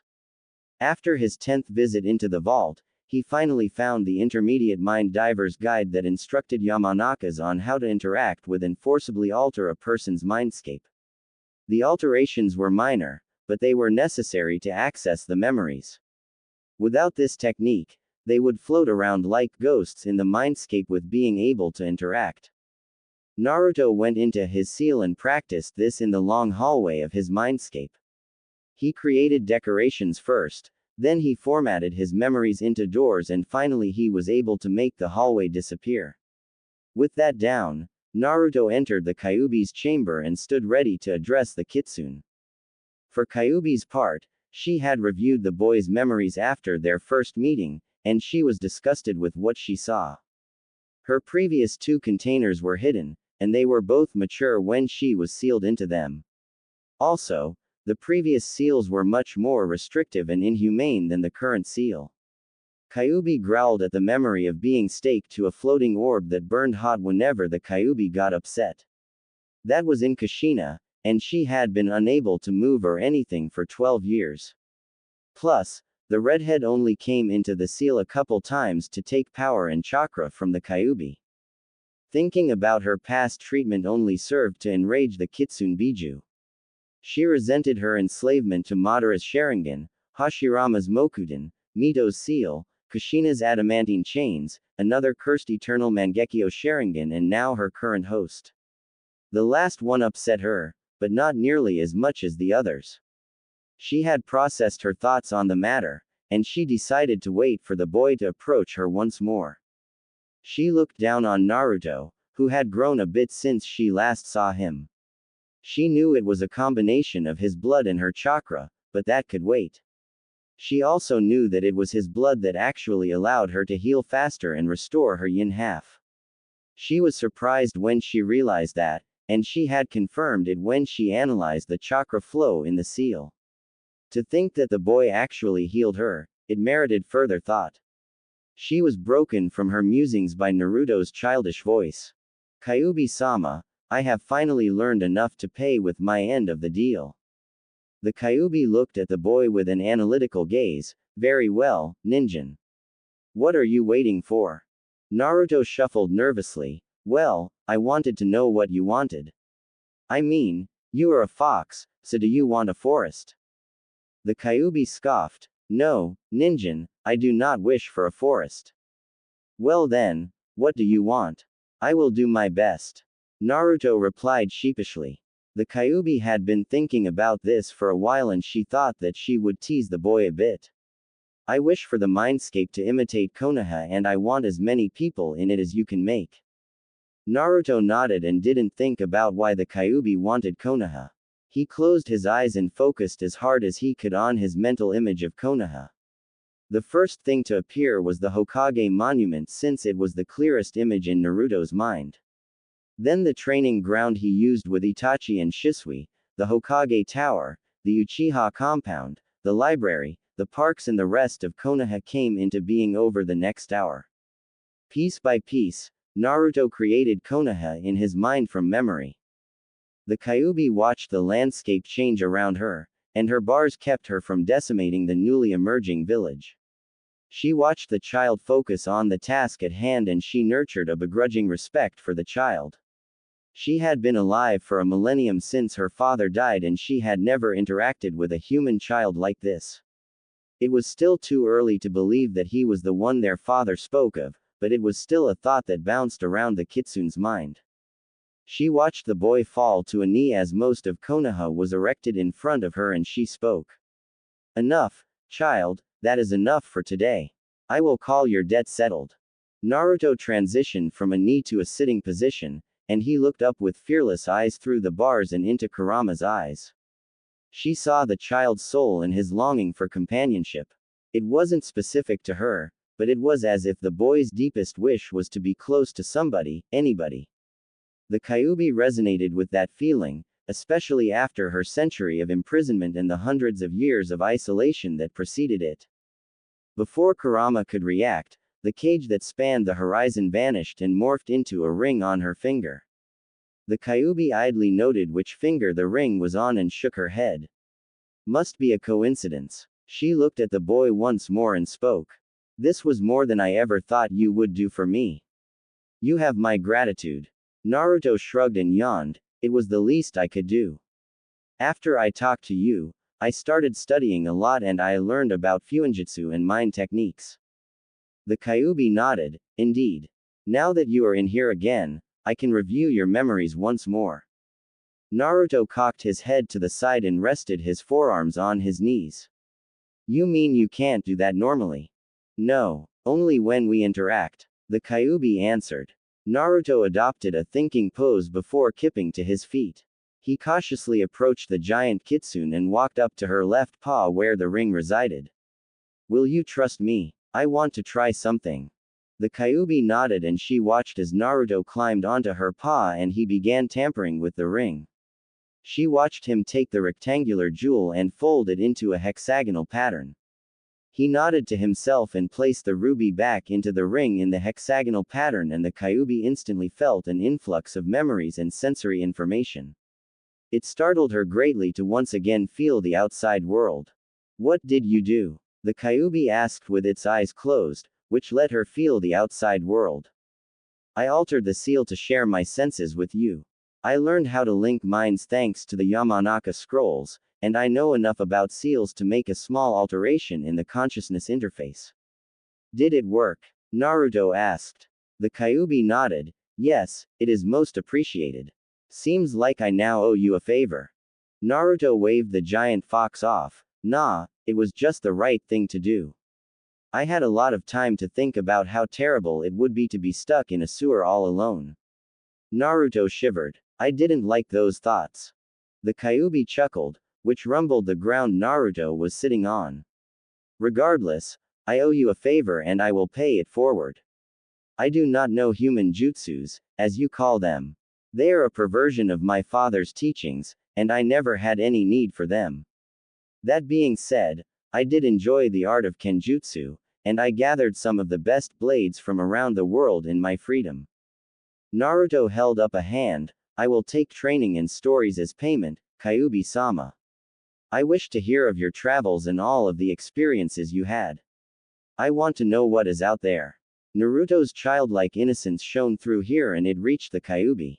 The Kyuubi huffed. Very well, but first, do not call me Kyuubi. It is a title, like your Hokage. Then what should I call you? Kurama will be just fine. It was the name given to me by my father and you are the first mortal I have ever told it to. Naruto's eyes widened at the information, and he bowed his head to the kitsune beauty. Thank you, Kurama. It is nice to meet you. Kurama nodded. Now, that will be all for today. We will speak again later. For now, I wish to play with the new mindscape you built for me. Naruto nodded and focused on pulling himself out of the seal. Those Yamanaka knew a lot about the mind and the information he pilfered from them was super useful. Jiraiya the Gallant's commentary. I bet that surprised ya, huh? I mean, when I found out the Kyuubi was a female I nearly lost it. When the kid, I don't want to get ahead of myself. Let's just say that the kitsune is full of surprises and she plays an equally big part in my godson's life as young Itachi. I realize as I write this book that I still don't have much screen time yet. Meh, probably my own fault. Let's get to one of the memories that includes me. I did quite a bit behind the scenes for the kid and most of it came in the form of being a crap umbrella for the Gaki. It still infuriates me to this day when I think about the village council and other evil bastards that went after my godson. What I haven't covered here is that Naruto was attacked nearly 40 times between his 5th and 11th birthday. Those were the times he wasn't able to get away and those were the times that he woke up in the hospital. Each one of those memories burned me like a branding iron and I had to threaten the Hokage, council, shinobi, Yami, Shinigami and Kami herself to leave the kid alone and give him a flipping break. Wrath of Jiraiya the Gallant. 6 months into Naruto's first year at the academy, Hiruzen, Jiraiya, Weasel and Dog were ordered in front of the village council. Fugaku shuffled nervously in his seat when he saw his daughter present and the itinerary for the council meeting. He knew it could only mean one thing, and he wasn't looking forward to the screeches of the civilian council. He looked at his Anbu daughter standing fearlessly in front of the council, and he enjoyed the swell of pride and love that puffed his chest out. It was enough for him to momentarily forget the Uchiha clan elders that had made his life miserable for the past year. Hiruzen sat in his chair and spoke to the council after looking around. All are present. I now ask, for what reason was this council summoned? Danzo's eye flicked to Mibuki Haruno, daughter of Sakura Haruno, and the pink-haired woman stood and addressed the council. It has been reported to me that she flinched at the spike in Ki from multiple sources and continued. That the Uzumaki brat is much stronger than his classmates. This is unacceptable, and I have summoned this council to find out how it is possible. Hiruzen sighed. You waste our time for these petty reasons. It is not a waste of time, Danzo said firmly, and instantly garnered the support of the civilian council. The boy is a weapon, and an untamed weapon is a threat to the village. Jiraiya's ki sparked and he growled at Danzo, you leave the boy alone. He didn't ask to be its container. He didn't ask for any of this. Yet, you bastards think it is okay to abuse the boy. The demon has no right to live in our village. Am I? A fat merchant said with contempt. Hiruzen stood up and slammed his hands on the desk. This is the last warning for all members of this council. My law is still in effect, and the next person to refer to Naruto in such a manner will be subjected to the fullest extent of the law. The civilians cowed, but Homura spoke. Hokage-sama, the boy's strength and skill exceed normal standards. He is on the level of Itachi Uchiha and other prodigies that graduated early. It is clear that he is getting help from somewhere, and the council has the right to know. It could be a security threat if the boy is receiving training from a foreign operative. Danzo added to throw fuel on the fire. Jiraiya growled, I help the boy when I return to the village to report to sensei. He is a prodigy and he soaks up everything I teach him. Why would the Honorable Toad Sennin teach a boy like that? Why not train the Uchiha prodigy or other clan heirs? This question made Jiraiya crack his knuckles, and it made Danzo's lone eye widen. He might have made a connection that would prove useful. Jiraiya's ki flared once more until Hiruzen calmed him down. I am free to train whoever I please. I was an orphan, much like the boy, and my student gave his life to seal the Kyuubi into the child. I am sick of you ignoramuses calling the boy a demon. He is the prison into which the Kyuubi is sealed. I check the seal every time I can, and it is holding up just fine. If he is not the demon itself, then it is clear that the demon is influencing the boy. Otherwise, he would never be able to outperform the other clan heirs. Kanichi shouted. He was the head of the Konoha Bank. He cannot be allowed to continue training. If he gets any stronger, then the whole village will be at risk. Mibuki shouted. Enough. Hiruzen roared, and his chakra shattered the desk in front of him, the chair behind him, and it cratered the floor. The boy is being trained by my student and monitored by the Anbu. The boy needs to know how to control his chakra in order to keep the beast at bay. An untrained Jinchuriki will be helpless to restrain the beast if it attempts to rampage. But Hokage-sama, if we kill the boy, then the Kyuubi will die. The civilians shouted. No. Jiraiya roared and joined Hiruzen in cratering the ground under him with chakra pressure alone. If you kill the boy, then the Biju will reform. When it reforms, it will destroy this village, and I would be more than happy to let it. The council looked aghast at that statement. It was Inoichi Yamanaka that asked the next question, why does the boy mean so much to you? Shikaku actually raised his head from the table and his eyes widened as the links formed in his mind. Don't be troublesome, Inoichi. Jiraiya-sama has always been passionate about his students. Jiraiya's growl was echoing around the chamber. You don't need to know that. My student sacrificed his life for this ungrateful village, and all he ever asked was for the boy to be seen as a hero. You all spit on that dying wish. I have interacted with the child, and he is amazing. If you stopped persecuting him, then maybe he would actually have a reason to protect this damned place. Hiyashi Hyuga shook off the rampaging emotions and directed his attention to the Anbu that may actually be able to tell them something useful. Dog-san and Weasel-san, you are on the boy's protective detail. What can you tell us about his training? Is he getting assistance from outside sources? Dog stepped forward, not wanting to expose his junior to this pressure. The boy attends the academy and then trains on his own.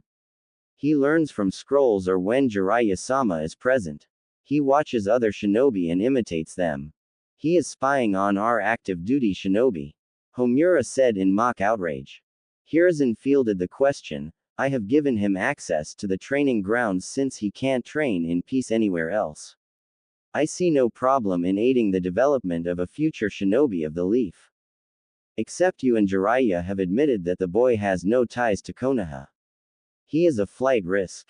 I propose that the boy is submitted to my training program so that I may instill loyalty to the village in him. Danzo said calmly, drawing all the ire of Naruto's defenders to himself. Danzo's statement quieted the civilian council and it is clear that they would support him. Denied. Hiruzen said firmly. Over my dead body. Jiraiya added passionately.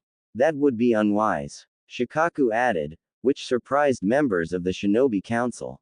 Danzo growled, then when the weapon turns itself on this village, you only have yourself to blame, Hiruzen. This caused a stir in the council. That is Hokage-sama to you, Danzo. I trust you no further than I could throw you. This public admission of skepticism of one of the village elders was a big deal. Kaharu cleared her throat and asked another question to take the focus off of Danzo. He needed to sink back into the shadows for now. Weasel, what can you tell us from your observation of the boy? He is exceptionally talented and has nobody except Jiraiya-sama. Weasel kept the answer short. Does the child interact with either of you? Homura asked. Dog stepped forward and fielded this question because he knew about Weasel's private training with the boy. He knows when we are around. His sensory abilities make it impossible to hide from him. Despite this, we maintain our posts. Sensory abilities. Have you analyzed this at all, Hokage-sama? Sume asked as the leader of the Hunter Ninja Corps. Hiruzen sighed, not wanting to share this information. I do not know how, but Naruto displays traits known to the Uzumaki clan. His sensory ability matches the eye of Kagura that Lady Mito possessed, and his blood has the healing attributes possessed by previous Uzumaki. I thought the boy was an orphan. How would he possess bloodlines of a deceased clan? Did the demon grant him these abilities? Tomochiko asked. He was the civilian in charge of food supply for the village. While the clan heads were each making the connections now with widened eyes, Hiruzen fielded the question. He was an orphan recovered from the Kyuubi attack. His parentage is yet unknown. His abilities suggest he is a true Uzumaki. The clan heads didn't know how to feel about the Hokage hiding this information. If their suspicions were correct, and they were, then the Hokage had played a dangerous and unnecessary game with the boy's safety. Before the meeting could continue, there was a knock on the council chamber's door. This was unusual and the council could only be interrupted in the case of emergency. The Hokage called for the person to enter and a lion-masked Anbu knelt in front of the council. Report. Hiruzen said firmly with a sinking feeling in his gut. Uzumaki Naruto was attacked by a mob of civilians and a couple Chunin shinobi. There are multiple casualties, and the boy is critically injured and being taken to Anbu Hospital per your standing orders, Hokage-sama. Lion reported professionally. The civilian council stood to their feet and started screaming. Jiraiya, Weasel and Dog were already out the door and on the way to the hospital. After nearly 5 minutes of shouting, the Hokage managed to quiet the council so that questions could be answered. How many casualties and who? The Hokage asked. Most of the casualties were the shinobi attacking the boy. Some civilians were caught in the crossfire, but a total is yet unknown. Anbu teams are on site as well as Jonin that responded to the disturbance. Lion answered. Are you telling me an academy student bested multiple Chunin shinobi? Chusa Akamichi asked incredulously. Lion shifted nervously. There was some of the Kyuubi's chakra present in the area. The boy appears to have used a multi-shadow clone jutsu to defend himself. Hiruzen couldn't stop the screams from the civilian council, and he called his Anbu to place swords at their necks to shut them up for the rest of the meeting. I will hear no more about executing the boy. It is clear that his life was in danger, and he was acting in self-defense. Were you able to confirm that, Lion? Lion remained kneeling and nodded. After interrogating some of the witnesses, we confirmed that the boy was cornered. He had multiple stab wounds from shinobi tools, and when we arrived, he had a tanto through his chest. So, the demon is dead? Mibuki asked with a hopeful voice that enraged the shinobi side of the council. Now that they suspected who the boy's parents were, they were going to do what they could for him.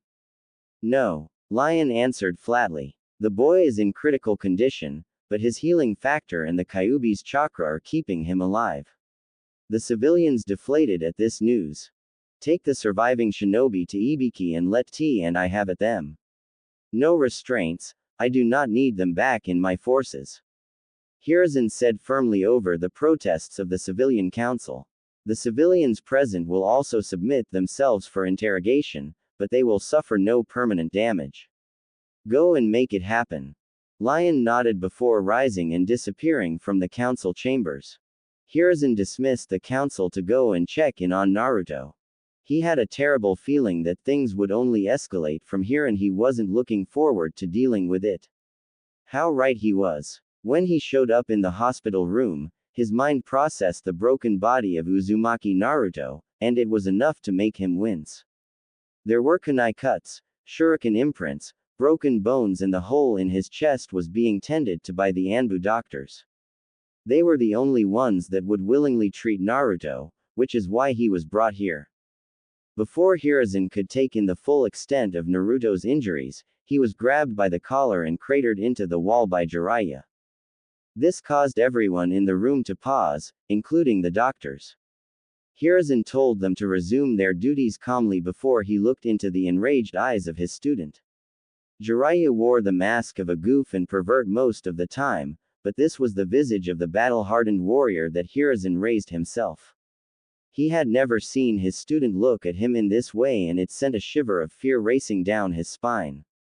When Jiraiya spoke, it was just above a growl. This is on you. Those 4 simple words ripped into the Hokage and shattered his resistance. His face fell and his head hung low at the proclamation of his student. Before Hiruzen spoke, he glanced at the bloody bed holding the boy and he locked sullen eyes with Jiraiya. I know. The two waited at his bedside for Naruto to wake up. Jiraiya never left. Dog never left. Weasel never left, but the Hokage was forced to resume his duties. When Naruto woke up 2 days later, each person in the room rejoiced internally. They gave him water and helped him sit up in the bed. If they could see under his bandages, they would have seen that all of the wounds were completely healed without leaving scars in less than 2 days. That aside, Naruto began his tale. Flashback. Village outskirts between Naruto's training ground and his apartment. Naruto was walking home and conversing with Kurama. He had felt Weasel leave the Overwatch position nearly an hour ago and he shrugged it off. He figured Inu was just taking his time and he thought that he could take care of himself. As he entered the village outskirts, Kurama alerted him that something was wrong. The village was too still, and the streets were deserted. With a flare of his chakra, Naruto broke the genjutsu that he was under. He looked around in a forcible calm and he spread his senses. He didn't like what he felt. He felt a big group of civilians walking towards his position and he didn't have time to count. He then felt 10 distinct chakra signatures posted up on the buildings around him and something felt very wrong with a couple of them. They felt like Walking Dead, like they had nothing to live for. They had no excitement in their chakra, despite being ready to spring an ambush. Before he could ponder on that further, he was forced to dodge volleys of kunai from high and low, left and right. He was good, but he wasn't good enough to dodge them all, especially after training for the whole afternoon. Naruto took a couple of shuriken to the back, but he pushed off the pain and ran like his life depended on it. He rounded a corner, ducked a tanto and executed a series of shunshin that led back into the village. Unfortunately, he was up against trained shinobi, and he couldn't lose them that easily like the normal civilian mobs. He noticed that they were on his trail and chose the venue for his fight. Naruto came to a stop with a tree line to his back and he hid himself and his chakra as best he could. It was enough to give his pursuers pause as they entered the clearing with full confidence that they would kill the demon brat. They each turned to one of the Chunin and Naruto paled when he saw the veins around the white eyes bulge. He knew that he could no longer get away and he didn't feel any of the Anbu patrols nearby. He made a snap decision and launched into his plan. After releasing his weight seals, the clearing filled with puffs of smoke and the 10 shinobi were surrounded by nearly 100 versions of Naruto each wielding a kunai. The real Naruto tried to run, but he was kicked into the field by a firm blow that came from one of the emotionless shinobi. After kicking Naruto, the shinobi just stood on the branch and watched down on him as the fight began. Kurama roared at him internally and began pushing her chakra into Naruto's system to empower him and help to heal his wounds. The clones were able to keep the Chunin occupied, but once they identified the real Naruto, he was forced into a 4-on-1. They each halted in place when they felt the surge of demonic chakra and the fierce, red, slitted orbs of Naruto gave each of them pause. He was just a first-year academy student, so they should have nothing to fear, but they each feared the demon. Naruto didn't wait for them to seize the initiative, he launched himself at the one Chunin whose legs were shaking. The Chunin was able to snap himself out of his stupor just in time to shift his body away from a fatal blow. That being said, the kunai buried itself deep into his shoulder and the demonic chakra coating the kunai burned the Chunin from the inside out. Naruto ripped the kunai out while spinning to avoid two of the other Chunins carrying the kunai. The distraction cost him, and he roared in pain when a long blade slashed along his back. Naruto rolled and allowed Kurama's chakra to tend to the wound. He recovered from the roll on his back and thrust a kunai up into the chest of a Chunin that was descending on him. Blood poured on him from the wound and the Chunin coughed up a mouthful of blood onto Naruto's face. He was momentarily stunned by the blood before he felt a stabbing pain to his side. He looked down and saw a kunai buried in between his fifth and sixth rib before he lashed out with a chakra-empowered kick and shattered the Chunin's right leg. The Chunin screamed and fell to the ground clutching his leg, which left one Chunin standing immediately in front of him. His senses felt the chaotic battlefield and the rapidly encroaching mob. He felt the emotionless presence watching him and that presence was joined by another emotionless one. He spun to avoid a kick from the remaining Chunin and counter with a spinning hammer fist that landed on the back of the Chunin's head. The Chunin went sailing and crashed to the ground in a crumpled heap.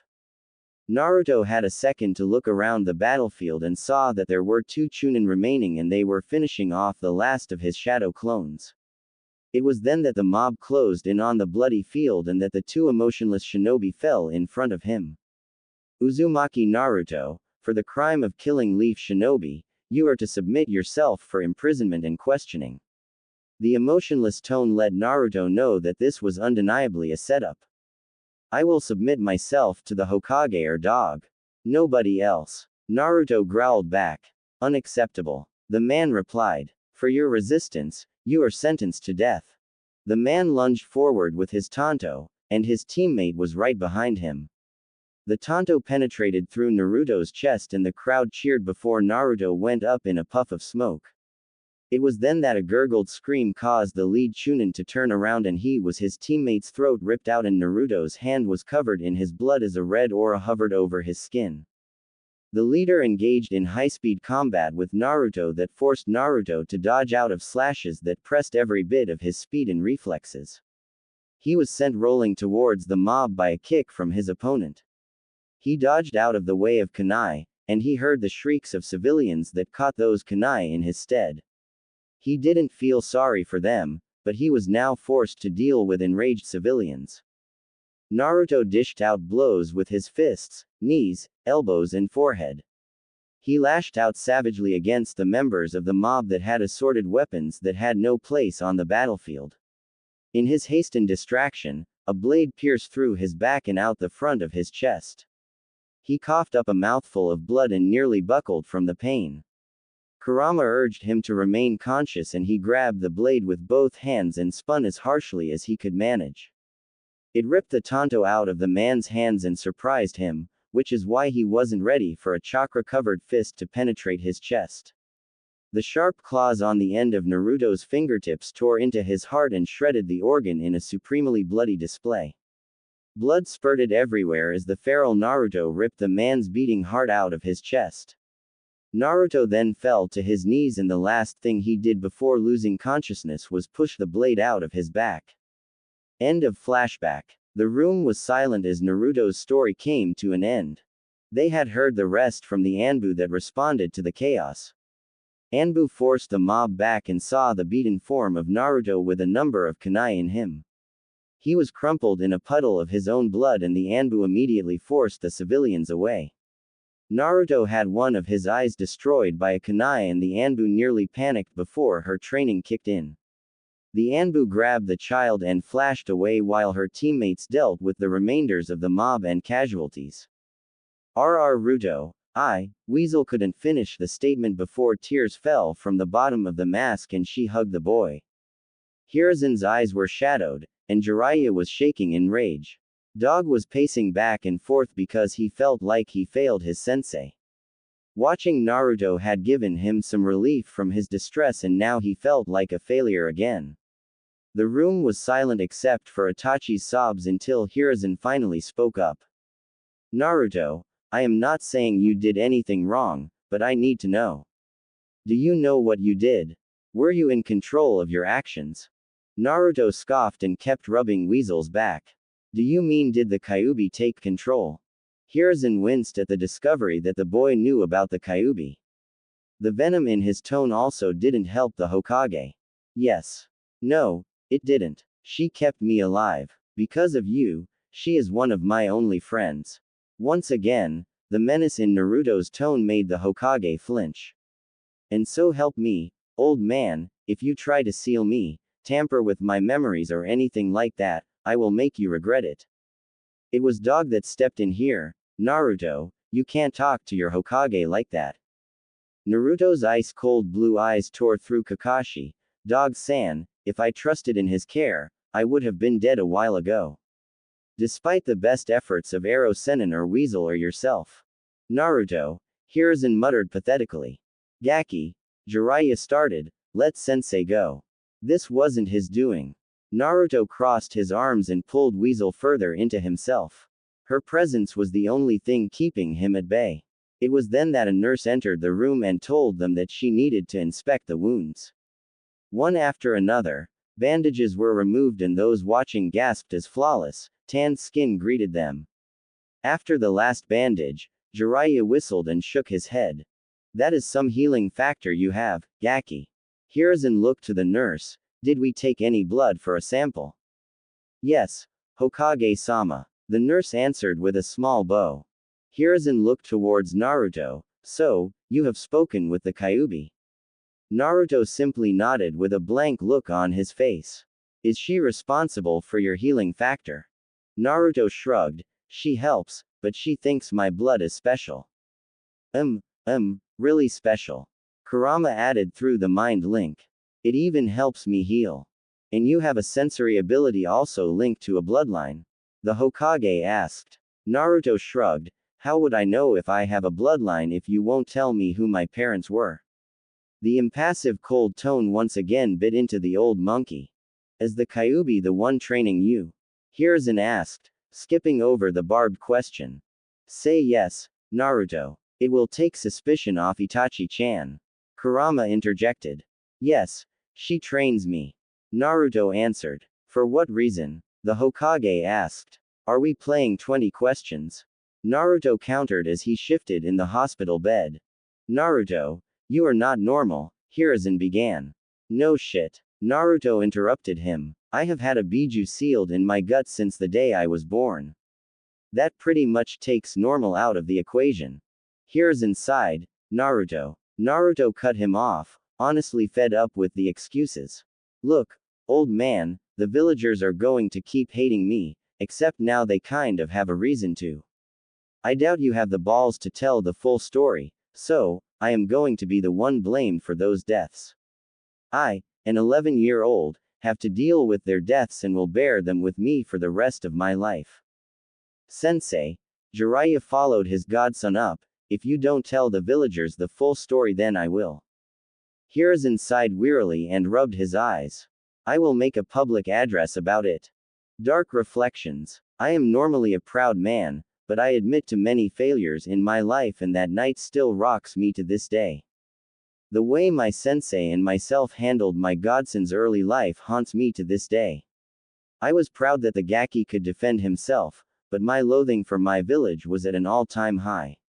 I gave my life, blood, time and talent for my country, and they spat on the kid that I considered a disciple and surrogate son. It was one of the darker times of my life, and I can only take solace in the fact that I would be there for him in his future times of need.